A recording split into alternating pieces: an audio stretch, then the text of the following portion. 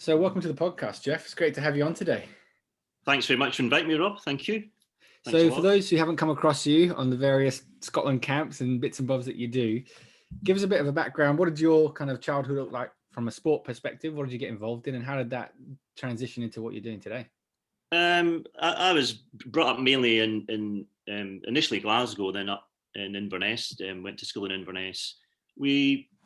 It was mainly football, I think, up there. There was a bit of rugby in Inverness at that point, but I think it's probably developed since then, certainly. Obviously Highland's quite Highland RFC now, quite a big club, etc. So I think it's probably developed over the years. I mean, it's many more years than I care to remember, that's for sure. So I was quite involved in sort of skiing as well. I quite, enjoy skiing and winter sports as well. But I think probably the reason I got into rugby was when I started my GP job. My main job's at a GP, and I moved to the Scottish Borders in 1995. And obviously, this is rugby country down here. So I remember when I started the job, the senior partner at that time was actually the doctor for the club, but he'd problems with sort of increasing disability. So basically, the first week I was in the job, he kind of took me around to the rugby club and said, "Right, Jeff, you'll be taking over next week." So that was my introduction basically to it. So and I've been with Selkirk for 25 years plus now, and involved at the SRU for over 10 years, I think. And as you know, we worked together. I'm currently one of the under 16 national team doctors and under 17 national team doctors. But I'm involved in other sports as well. I'm involved with SFA, covering some of their national squads, mainly age grade squads, and I also work at British Gymnastics.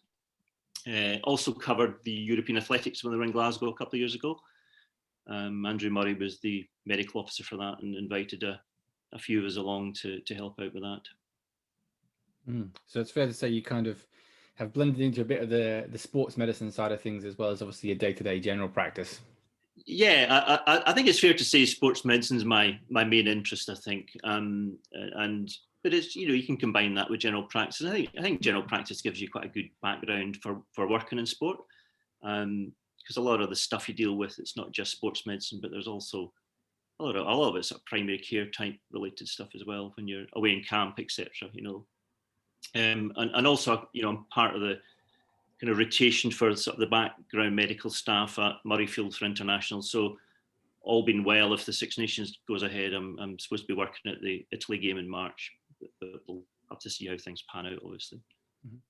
So what is it about the differences between sports medicine and general practice? What is it that kind of gets you going for the sports stuff? Is it just the thrill of match day, or is it the camaraderie, or? I think it's a combination of things. I do love being pitch side, and I've really missed it in the last year with the pandemic. I've not really been pitch side because I don't cover an elite team all the time. I've really missed it, I must admit. So I enjoy that. I enjoy the camaraderie, away in camp. I enjoy traveling with a team. I enjoy even just the organisation and the sort of expertise that's required in it. So I'm quite passionate about it, and I really enjoy doing it. And my plan is, I'm a certain age, sort of 50 odds. My plan is, even if I retire from general practice, I still want to carry on doing sport medicine for a number of years, as long as I can, certainly. So one of the big areas that you obviously have kind of, I guess, developed maybe a significant interest in, or have been heavily involved in, is the area of concussion. And I know you've done a lot of training for the SRU, but also, more widely than that, been involved in the discussions that surround the topic of concussion. And it's something that there's still a fair bit of confusion around, I think, when you talk to the average parent or the average coach on the ground, would you say? Yeah, I think so. And I think the important thing to say is that education is the key around concussion, and trying to get the message out to as many people that are involved in sport as possible. That's not just medical staff, it's referees, coaches, parents, etc. And I'm still, even these days, I'm still surprised sometimes with maybe the lack of understanding or knowledge about it.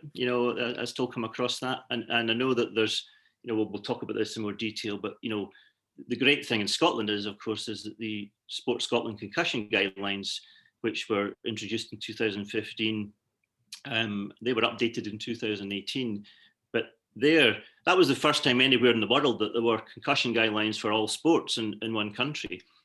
So that covers all sports in Scotland, but other countries have adapted that as well. And obviously we can discuss the details about some of those guidelines as well. But it's, even if people know one thing, it's to know the Sport Scotland concussion guidelines. If in doubt, sit them out is the title of the document. So let's start with the real bare basics then. What is a concussion? Well, concussion is basically a traumatic brain injury, and it causes a functional disturbance of the brain function. And I think that's important, that to get that across. This is actually a brain injury. You only get one brain at the end of the day, and therefore you've got to look after it. And I think, I know that some of us that have been working in sport for a number of years remember many years ago that it was maybe not really taken seriously enough. It was a bit of a joke, it was a badge of honor, etc. But thankfully over the years, I've seen this develop over the years, and I must admit there's a lot of controversy currently this now in the media, etc. But I think there's a lot of more awareness of it, and the fact that this is a serious injury and you've got to take it seriously and manage it properly, basically, So, we can talk maybe later about some of the issues that are currently in the media, obviously. But it's an important topic, and I think that's why I'm kind of passionate about it. That and it's everyone that's involved in sport needs to be aware of the guidelines and needs to know how do you manage it, how do you spot it, etc. I think particularly at the youth level, it's important, is it? Because you're at that age where you're invincible and you're not thinking about what am I going to do when I'm 40 years old and I'm not playing sport anymore, or yes. There's life beyond sport, and actually your brain's a big part of that.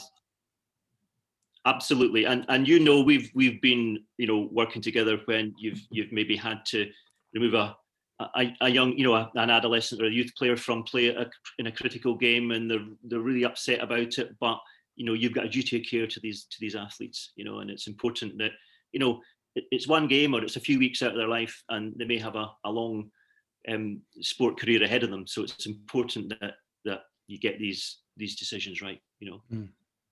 So for those who again maybe aren't initiated in concussion, what are the kind of typical ways that you see? Obviously, being pitch side, you've seen a fair few of them. What are kind of the most common ways, most common injury kind of, I guess, situations that concussions happen in?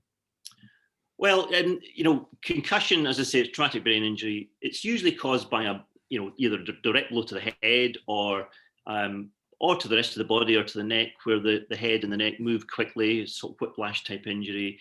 And basically, it's any injury where the head moves inside, the brain moves inside the skull. It's in an enclosed space. So that's what causes the actual concussion. So, if we look at rugby, for example, of course, most of these occur in the tackle, and obviously, World Rugby are looking a lot at the laws of rugby to try and reduce the chances of sort of head impacts, etc. So if you're talking about sort of recognizing concussion pitch side, it applies not just to the medics watching the game. It's a fast moving game, rugby, for example. So therefore there's a lot going on and you have to really be watching everything that's happening. But it's important that maybe coaches, referees are also aware of the game and what's happening and can alert you to something happening. So you're looking at head impacts, or it can be a knee on the head, or it can be during the tackle, or it can be falling from a line out, or anything where there's contact, basically. And obviously it's not just rugby. I mean, there's other sports where concussions pretty common. Ice hockey, American football, you name it, football, etc. So any game where or any sport where there's likely to be contact. So if you want specifics about symptoms, what we call symptoms and signs of concussion, I mean, there are what we call the signs, which is the things that you can see, but and some of them may be obvious, some may not, and some of the symptoms may be subtle, and some of them may not be subtle. And the thing with concussions, it can actually take minutes, it can take a few hours, it can even take a couple of days or more for some symptoms to develop after a concussion. So if I'm pitch side, the kind of things, of course, you're looking for are obviously things like loss of consciousness, but there is sometimes a myth that, you need to be knocked out to have a concussion, but that's not the case. You only lose consciousness maybe in about 10% of cases of concussion. In the other 90%, there's no loss of consciousness. But other things we see are, unsteadiness, what we call ataxia, sort of medical terms. So, player gets up and they're unsteady on their feet, the kind of Bambi legs, if you like. And, you'll have seen that often in games. And maybe sometimes even just they're slow to get up, possibly lying on the floor for, lying on the pitch longer than you'd expect. Looking dazed, kind of, blank kind of look, that sort of thing. And obviously more serious things like seizures, etc., as well. But apart from the things you can see or things happening on the pitch, there's also a number of symptoms that they may have. So, for example, headache, nausea, double vision, vomiting, etc., looking kind of dazed or confusion, not really knowing where they are, etc. There's a number of symptoms. I mean, if you want to look at this in more detail, as I say, the concussion guidelines are good to have a look at. I'll just show you. That's the document there. So for anyone listening to the podcast, if you go into Sport Scotland concussion guidelines, and the most recent one's 2018, it was updated in 2018. Original one came out in 2015. So that's the kind of things we look for. I think it's pretty fair to say that the more you work in sport, probably the better you get at kind of detecting it. I think experience counts for quite a lot, but I do rely also on, like, the referee. I rely on you guys, S&C, people doing the video analysis, coaching staff, etc. And as you know, in the under 16s program, we've often had a concussion talk to the players, which also involves the coaches, S&C, etc., and physios as well, so that everyone's kind of on the same page with it, basically. I think that's an important one, isn't it? That it's not, if a parent or other coach spots a concussion, it's not a case of, oh, well, I'll let the other person wait to see it. It's actually anyone can raise it. And we've been in a situation where a parent in the crowd actually raised it because the player had moved on, and obviously everyone's looking at the opposite end of the field, and actually a parent's looking at their child and saying, I don't think he's right. Yes, absolutely. And, we've had games, remember, you'll remember the game we were down in Wales, and there was so much going on in the game that you can't possibly spot everything because you're maybe dealing with one player that's injured and there's actually something else happening in the game. So you're really relying on you working as a multidisciplinary team to spot potential cases of concussion and make sure that players are removed from play. That's the important thing, I think, is that the key to this is that if there's any potential concussion, that a player is removed from play immediately and assessed. There are certain what we call red flags, if that might be more serious, that might require immediate transport to a local hospital. So things like severe neck pain. If someone is potentially concussed with severe neck pain, you wouldn't want to remove them from the pitch without medical personnel there knowing how to safely do that. But things like increasing drowsiness, repeated vomiting, anything like that, there are certain things that would suggest that they should be transported immediately to hospital for further assessment. Mm-hmm. But there's, I've got, a couple of anecdotal stories of how it can present, I remember there was one game I was covering, I think probably at Selkirk, and there was a player who hadn't been there was no obvious sign that he'd had a concussion, but someone came and spoke to me and said, Jeff, he's getting the line out calls all wrong. And actually went over and I thought, yeah, he's been concussed, and we removed him. So it's stuff like that. Now that was was in the last few years, and I think that's a greater awareness by other players to look after their teammates, and I think the culture has changed. I think now I get other players coming to me and say, look, he's not right, he needs removed, and invariably they're correct, and and I had another case where there was a player who had seemed fine, like you would say he was probably symptom free following his concussion, but actually his flatmate who he stayed with said, he's still not right, he's not himself, is just emotionally a bit different in things. And sometimes that's what I mean, sometimes it can be quite subtle. Mm. So what does that immediate management look like? Obviously we've said, if someone is, has lost consciousness, it may not be right to move them if someone's got severe neck pain. But if someone was, say, for example, there's situations where, like you said, more unsteady on their feet or dazed and confused or getting slow to remove, what, from a coaching or parental perspective, what would be the suggestions for immediate management? Yeah, I mean, obviously it depends. The scenario probably depends if you've got medical personnel there. So for example, for ourselves in a national setup, it's probably different because there's doctors there, physios there that can assess them, etc. But the key to this is that it's if in doubt, sit them out as per the guidelines. You remove them from play. They don't go back to play same day, and they don't go back to play until symptoms have cleared and they've gone through the graduated return to play protocol, which we can discuss. They shouldn't be left alone. And now that's important. That certainly within the first 24 hours, so as a child, they need a responsible adult to be looking after them. For adults, they shouldn't drive a car and they shouldn't consume alcohol immediately. Certainly within the first 24 hours, and actually until their symptoms have settled. So it's important that players don't just wander off without seeing medical attention and get in a car and drive home. I mean, that's what we don't want, So, and I think if there's no medical staff there, if there's a coach, if you're looking after a team and someone's obviously concussed, I think you need to seek medical help, whether it's GP or A&E or whatever. If you don't have medical staff there that can assess them, they need assessed medically, certainly.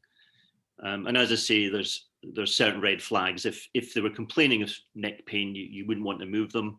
You'd want medical help. You'd be calling an ambulance or whatever, obviously, to move them safely. So that moves nicely onto that ongoing management. So say someone has been, diagnosed by a medical professional with a concussion, and they've been, gone through that 24 hours of rest. There's slightly different pathways, isn't there, based on suggestions for age. So those developing athletes are a bit younger versus a senior level athlete, and this is where a bit of the confusion arises, in my experience, in that people don't necessarily understand it. Yeah, absolutely. And the guidelines are slightly different. The updated ones from 2018 are slightly different in that it's actually all about rehabilitating the person, rehabilitating the brain, and getting them back to normal activities like school or work or whatever before you even think about return to sport. So you've got different phases. Phase 1 is what we'd call the relative rest period. And that's probably 24 to 48 hours. But it can be longer, it depends on symptoms. One thing to say is, that we're talking a bit about adolescent athletes and children, and what we do know is that they are for sure more susceptible to concussion.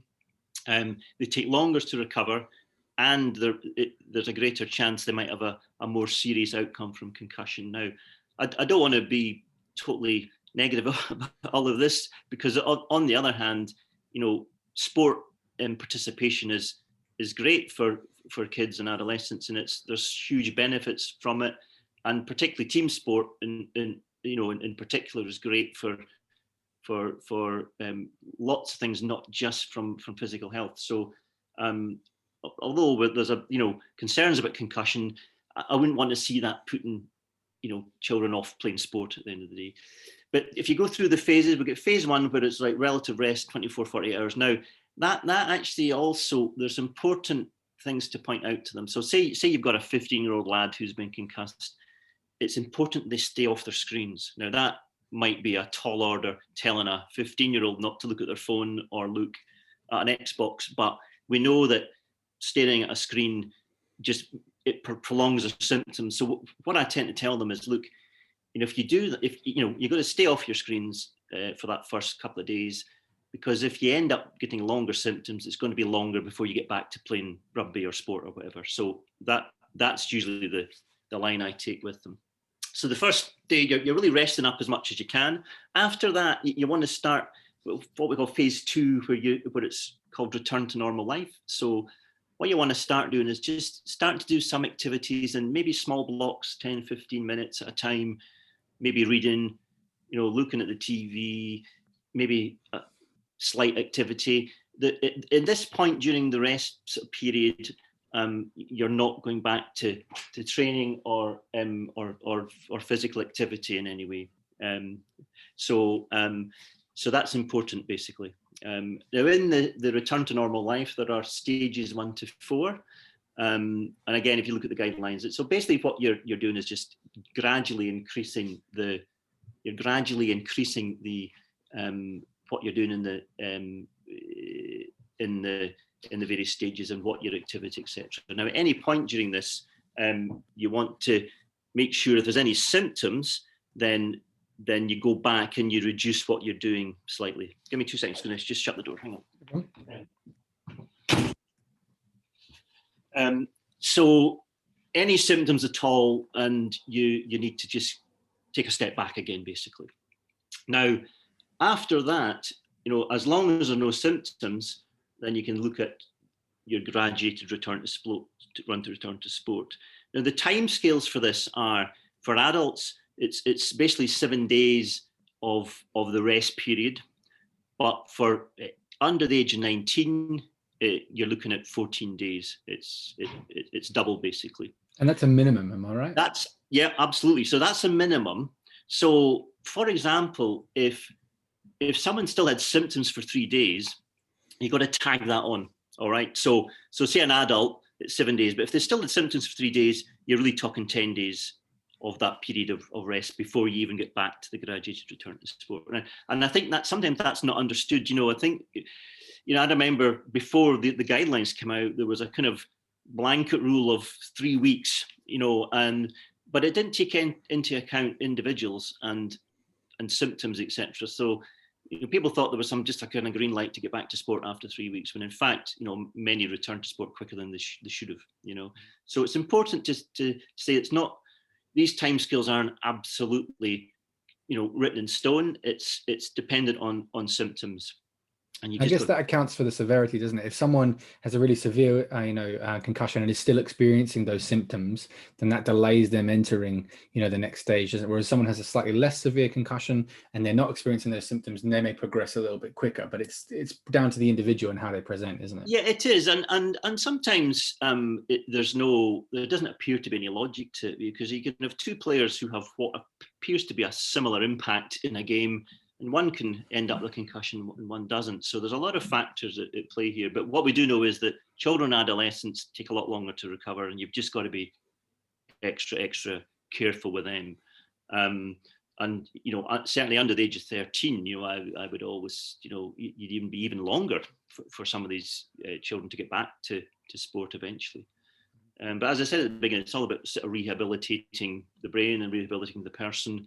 So the guidelines have changed a little bit.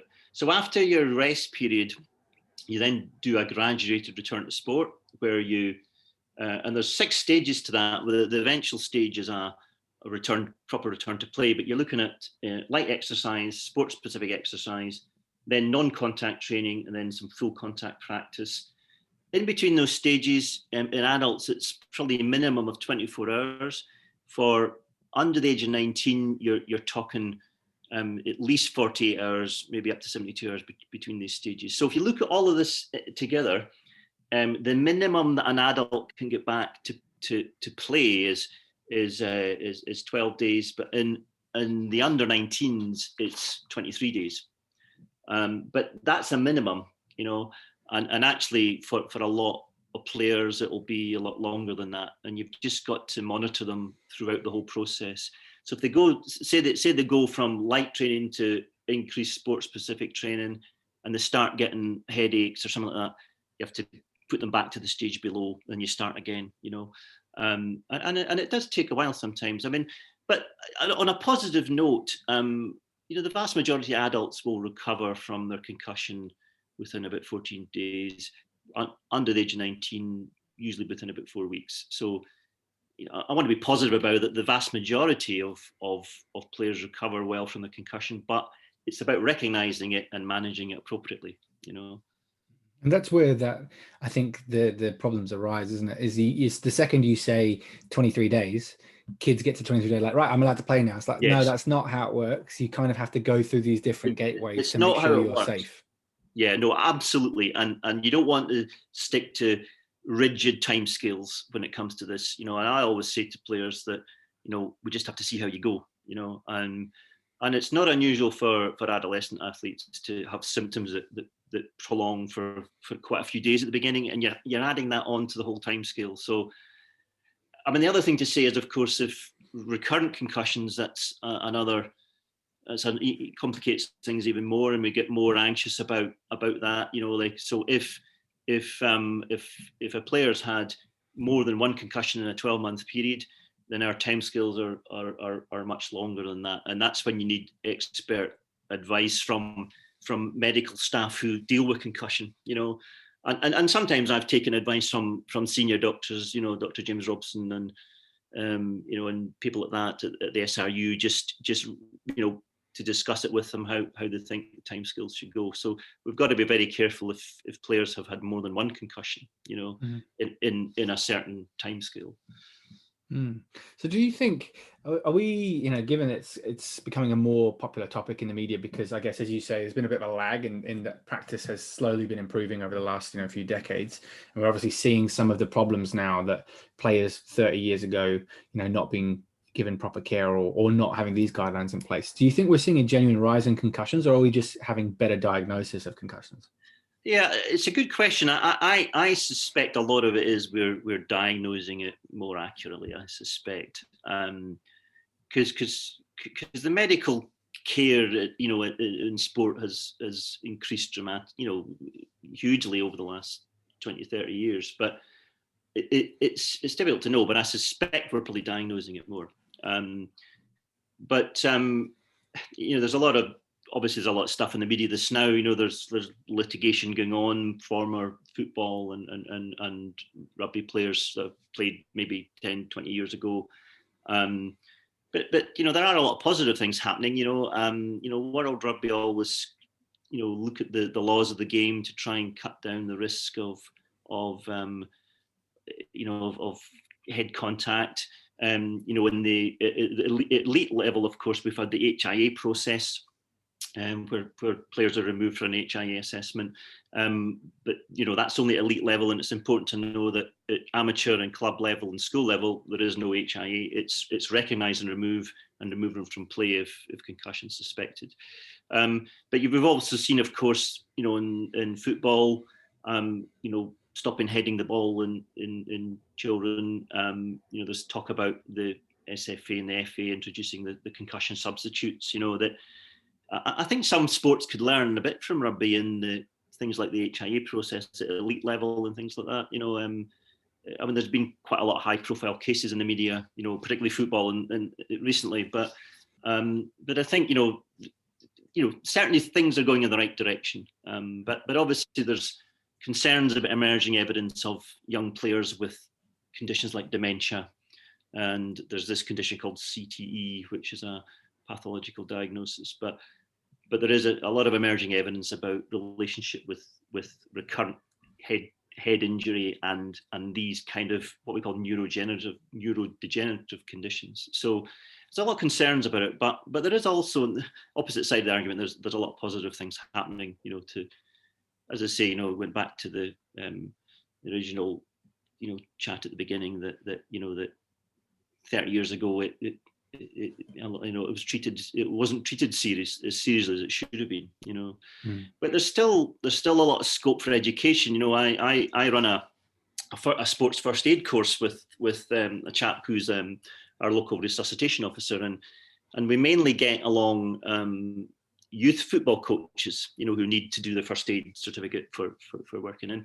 And I'm still somewhat surprised that the level of knowledge is not what I'd expect. You know, I mentioned the Sport Scotland concussion guidelines, and you know, at these courses, sometimes 60-70% haven't seen the guidelines. So there's more we can do. That's why I feel quite passionate about it. That from an education point of view, that, you know, we need to get the message out more, I think, to grassroots sport. You know. Yeah, I remember. You know, I think you did the kind of covered it in your blog post for the British Journal of Sports Medicine, but it was quite a high-profile incident at the last World Cup, wasn't there, with the Uruguayan There was, player, yes, where he was quite clearly knocked out and then returned to play.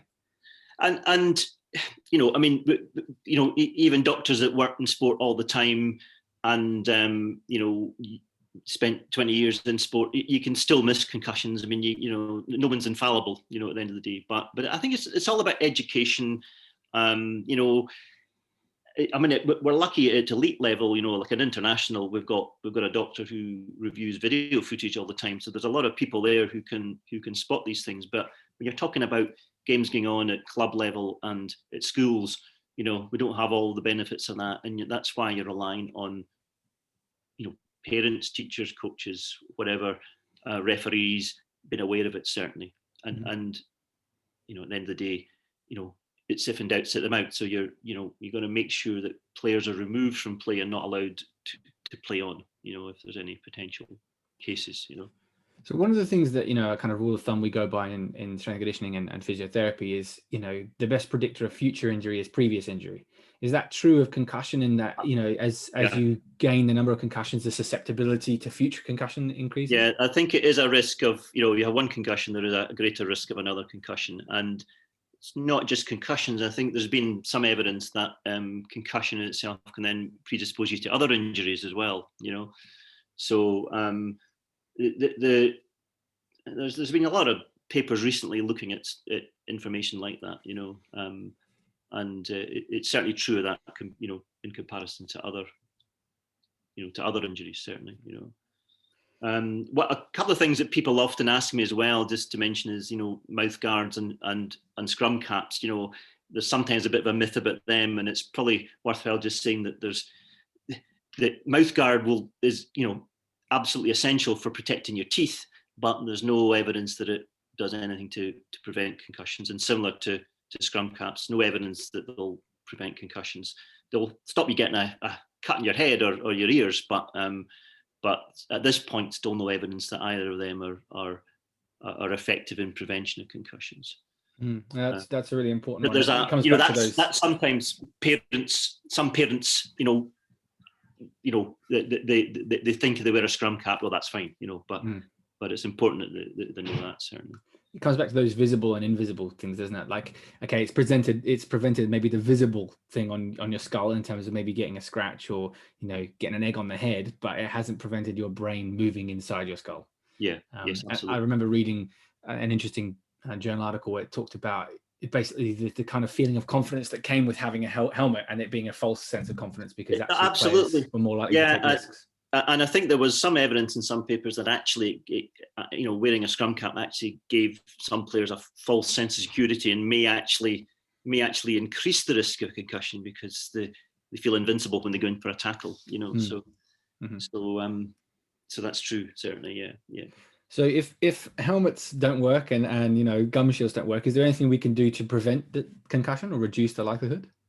I think it's you know, there's a lot of factors there. I mean, I think sort of certainly from an S&C perspective, like I think making sure that players are as you know, well prepared for physical activity as they can be certainly helps. You know, I think for me it's more about awareness and not prevention from that sense, but actually making sure that that you actually manage it correctly. You know, and of you know, making sure that the initial stages are managed, the ongoing management is right, and they don't return to play until they're ready to return to play. You know, I mean, obviously there's a lot of, you know, we mentioned about for example, World Rugby looking at a lot of the laws and trying to prevent, you know, tackles that might end up with head contact. So that's one area they're looking at.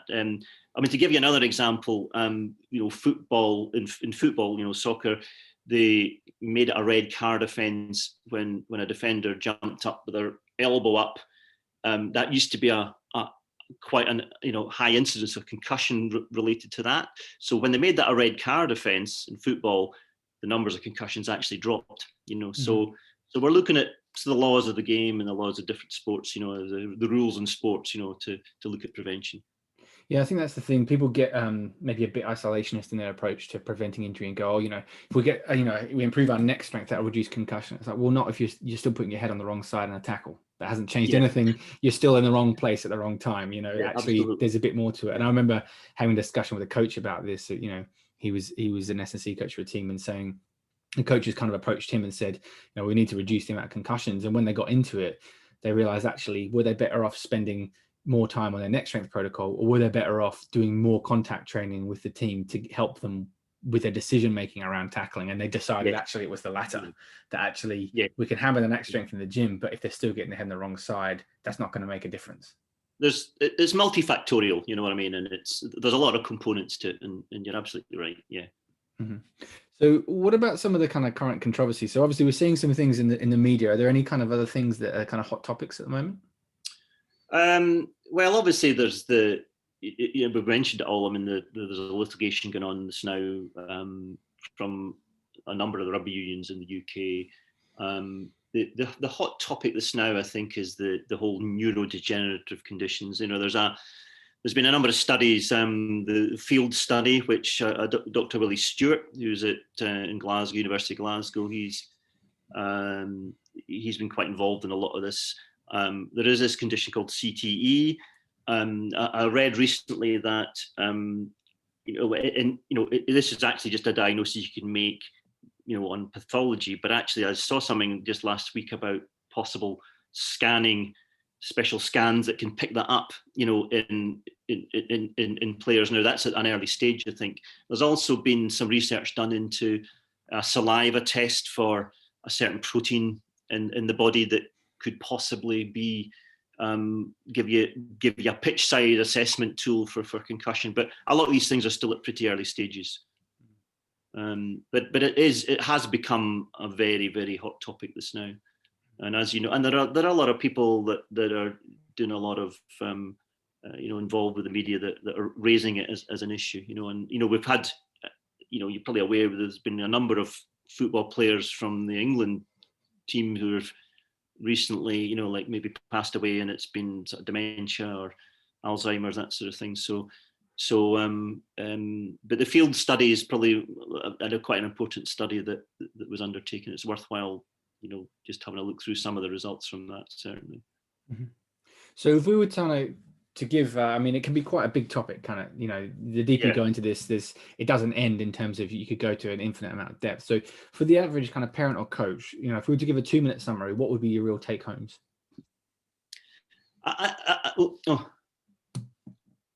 You still there? Yeah. Sorry, I've gone off the screen here. Oh, no, you're fine. Right. So for me, really, the take-home message for me is that it's a traumatic brain injury. We've got to approach it that it's a serious injury. The important thing is that to know the guidelines. So if in doubt, sit them out. Know how concussion presents, and know how it should be managed. But at the same time, also accepting that most concussions thankfully do get better with the correct management, and not to be worried. We don't want children or players to be worried about playing sport, but know that there's a lot of benefits for playing sport. But the important thing for me is the education side of it, to make sure that those involved with grassroots, etc., are aware of the guidelines.